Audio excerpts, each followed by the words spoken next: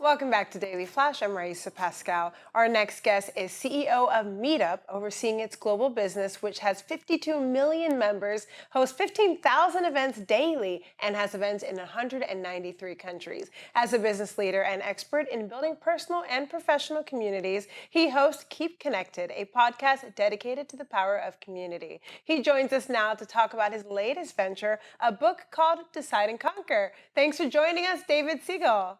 Thank you for having me. It's good. I'm glad you made that decision. Oh, yes, I'm glad too. I'm excited to hear about Decide and Conquer 44 decisions that will make or break all leaders. What made you want to write this book, first of all?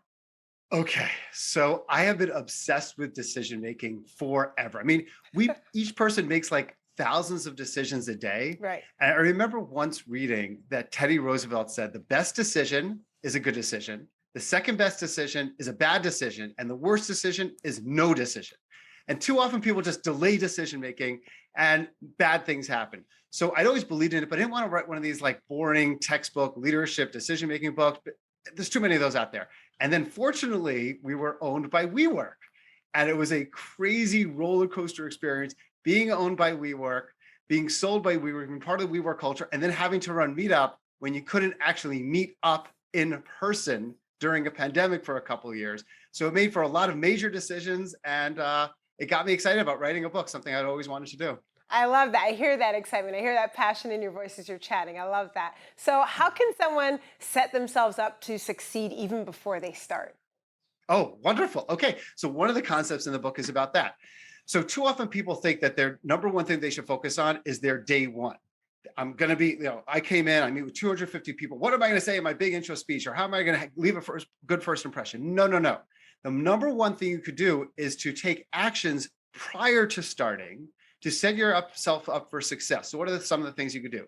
Number one is make sure to get as much information prior to joining as possible. A lot of people will say things like, well, I don't want to overwhelm this person. They're not even started yet. I don't want to give this person work to do before they start. No, no. Get the information beforehand so you're in a better position to succeed when you start. Try to meet with as many people as you can prior to starting. Go for lunches or breakfast, even before starting, in informal ways. That way, that day one, you're hitting the ground running. You've listened already. You've learned a lot of things, and you're going to learn things that did not come up in the interview process because they didn't want to tell you.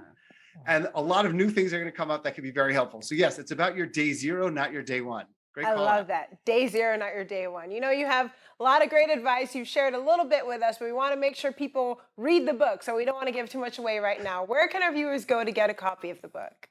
Okay, you could read it, you could listen to it because a lot of people love listening, or you can get That's it on Kindle. So go on Amazon, it's discounted there. Get the Kindle, get the audiobook. I did not say it because my nose is too noisily, so I didn't sing it or say it, but it's a really good listen as well. And or you can get any book, any place that you get book, Barnes and Noble, wherever, or you can go to our website, decideandconquerbook.com. And just thank you for the opportunity. And I hope that the goal is to help every person to make better business and life decisions and to be aware of our biases because we all have so many biases in life. So That's again, right. thank you for having me on.